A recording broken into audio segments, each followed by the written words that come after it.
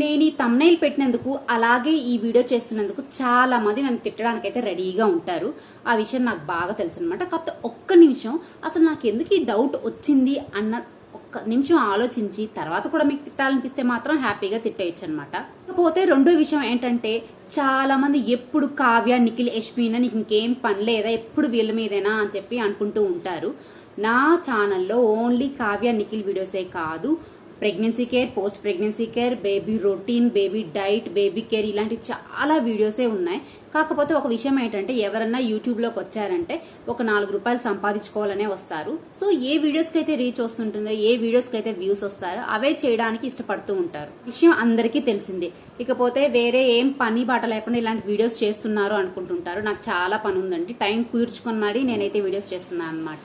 పోతే అసలు విషయానికి వచ్చేద్దాం. నేనైతే రీసెంట్ గా ఒక వీడియో పెట్టాను. అదే నిఖిల్ సముద్రంలో షర్ట్ లేకుండా కనీ టాటూను హైడ్ చేస్తూ సౌండ్ ఆన్ అనే కొటేషన్ అయితే పెట్టాడు. ఇంత బానే ఉంది. కానీ తాజాగా నేనైతే నిఖిల్ ఒక పిక్ చూసాను అనమాట. అది చూసినప్పటి నుంచి నేనైతే షాక్ లో ఉండిపోయాను. నేనే కాదు, ఇది కానీ వింటే మీరు కూడా షాక్ లోనే ఉంటారు. ఇంతకీ ఏంటి అంటే, అదేదో ఒక మాట చెప్తూ ఉంటారు, మనం కాన్స్టాంట్ గా ఏ థాట్ నైతే రిపీటెడ్ గా అనుకుంటూ ఉంటామో అది ఆటోమేటిక్ గా నిజమైపోతుంది అని. ఎందుకు ఇది చెప్తున్నాను అంటే, నిఖిల్ కావ్యకి ఎంతమంది ఫ్యాన్స్ ఉన్నారో నిఖిల్ యష్మికి కూడా అంతే మంది ఫ్యాన్స్ ఉన్నారన్న విషయం బాగా అర్థమవుతుంది.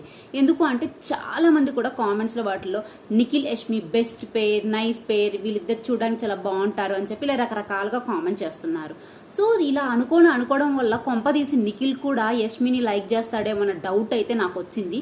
దానికి ఇంకొక రీజన్ కూడా ఉంది. అదే నేను తాజాగా ఒక పిక్ చూసాను అనమాట నిఖిల్ది.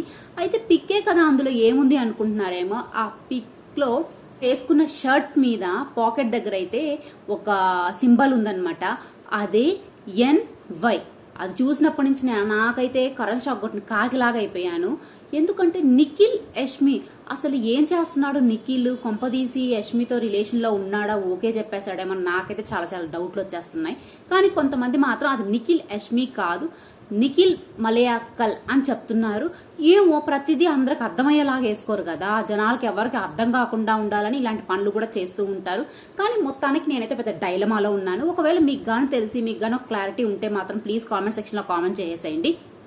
ఇంతకీ అది నిఖిల్ యష్మినా అని లేకపోతే నిఖిల్ మలయక్కల్ అన ఏదో మీకు తెలిసిందైతే కామెంట్ చేసేయండి. మీకు కానీ ఈ వీడియో నచ్చినట్లయితే లైక్ చేయండి, షేర్ చేయండి. అలాగే ఇలాంటి మరిన్ని వీడియోస్ కోసం మా మామ్స్ ముచ్చట్లు ఛానల్ సబ్స్క్రైబ్ చేసుకుని పక్కన బెల్ ఐకాన్ అయితే క్లిక్ చేసేయండి. Thank you for watching.